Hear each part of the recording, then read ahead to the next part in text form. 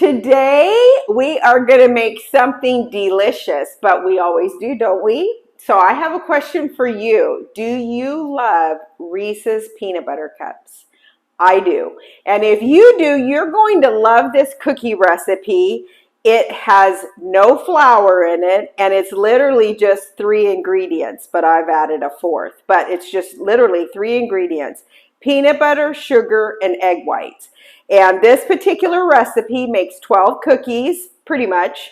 So let's go ahead and get started. With 1.5 cups of peanut butter, okay? And I like to use creamy, but if you like the crunchy, or if the crunchy is what you have in your pantry, you can certainly use that as well. And I've done that before when that's what I've had, but I do like the creamy. It just kind of makes it more smooth, like a Reese's peanut butter cup. So 1.5 cups of creamy peanut butter. And I have set my oven to 375 degrees to preheat.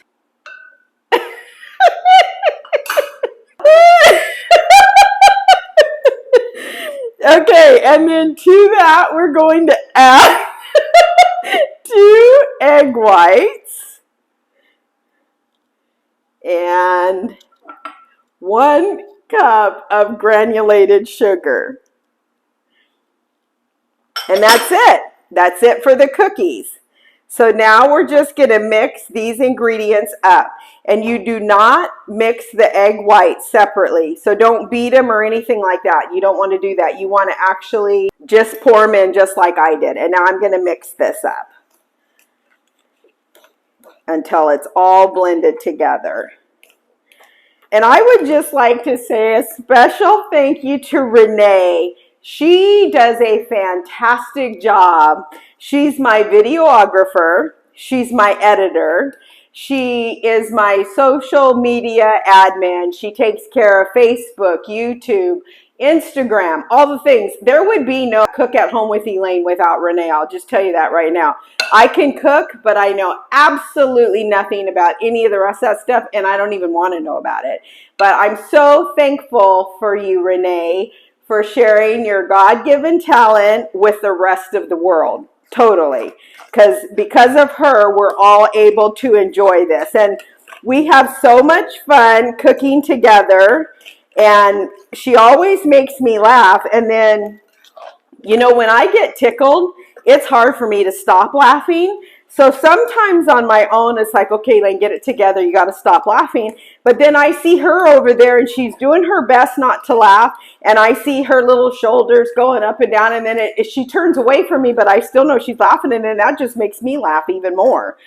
But I'm so thankful for you, Renee. Thank you for everything you do to make this possible so that it can be an inspiration and a blessing and bring joy to other people.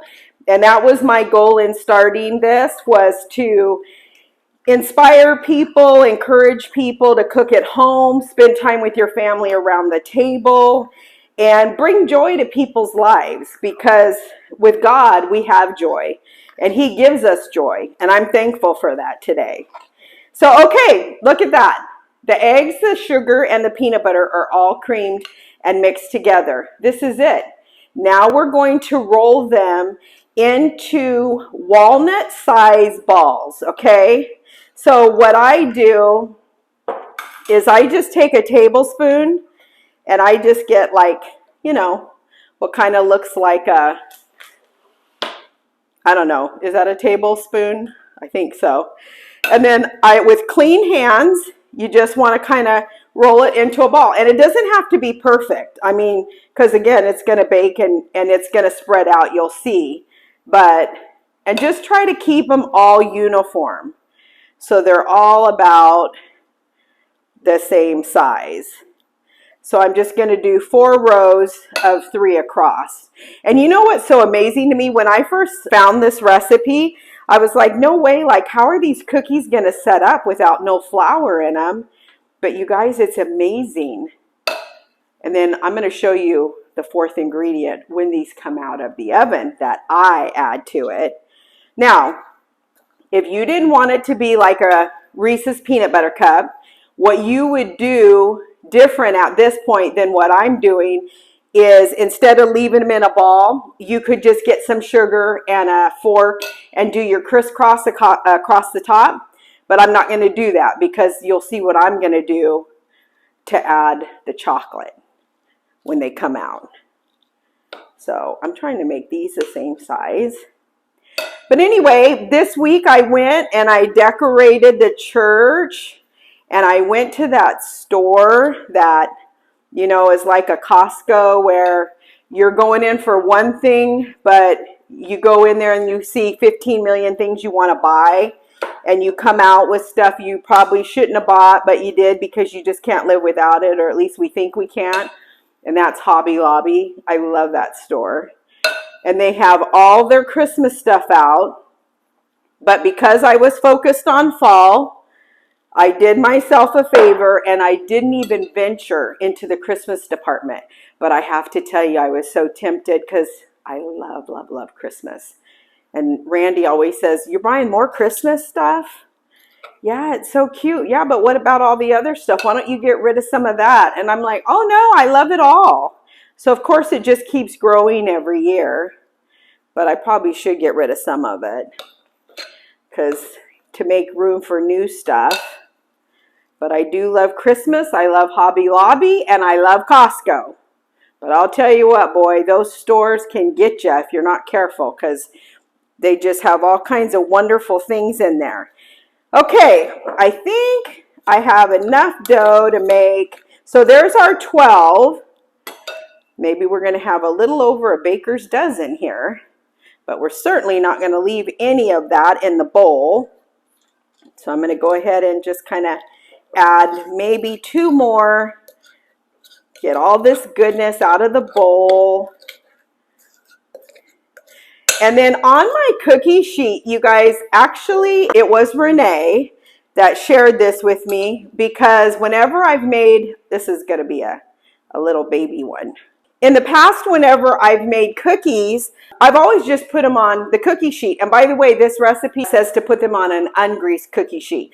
But she told me about these wonderful mats, these little rubber mats that you see down under here, underneath the parchment paper. You guys, Costco, they have different sizes for different pans. They're all rolled up. And I want to say, I can't remember, but I want to say it was like $15 for 4 of these little rubber pads. They work great under here. They go in the dishwasher. I mean, these things are wonderful, but they help your cookies from not getting too brown underneath. So we put these mats down and then we put the parchment paper on top and they make beautiful cookies. And I even use this when I'm making biscuits so that they don't get too brown. But you guys would love them if you got some of these cooking mats and then put your parchment paper on top. Okay, so our cookies are all rolled and ready to go in the oven, and we're going to set our timer for 10 to 12 minutes and just keep a little eye on them. And I'll show you what they look like when they come out because you're not looking for like a golden brown cookie. This is pretty much going to stay the same color you see right now. But I will put my timer probably about 10 minutes and then I'll check them, and then if they need the additional 2, then I'll leave them in for 2 more minutes.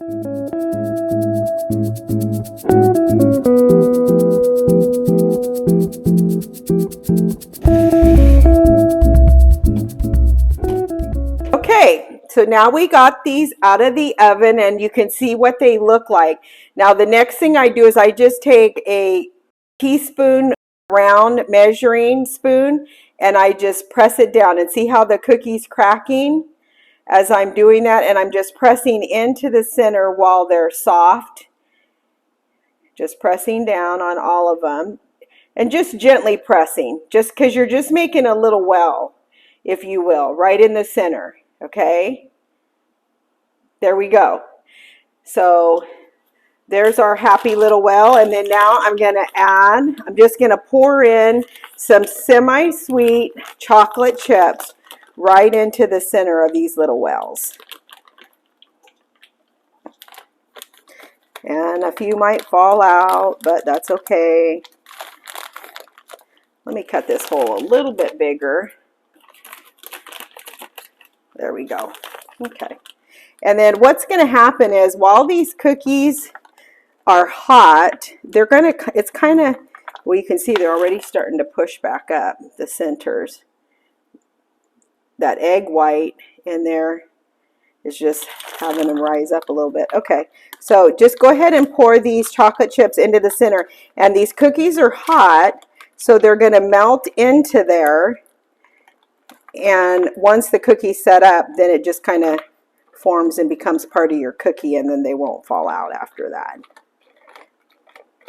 Okay, there we go. So tell me that doesn't look like fall and some yummy goodness. Absolutely it does. And you guys, I'm telling you, these cookies taste like Reese's peanut butter cups. They're so good. You're going to love them. And the beauty is this is, you know, really the 3 ingredients for the chocolate chip cookies: the egg whites, the sugar, and the peanut butter. We all have that all the time. So just add those little chocolate chips on top, and these are the best cookies you've ever had. This looks amazing. Okay, let's give it a try. Still kind of warm.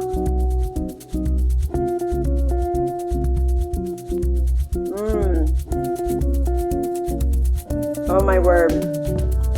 This tastes just like a Reese's peanut butter cup. You guys are going to love these. I love you guys. Go have yourselves a blessed day.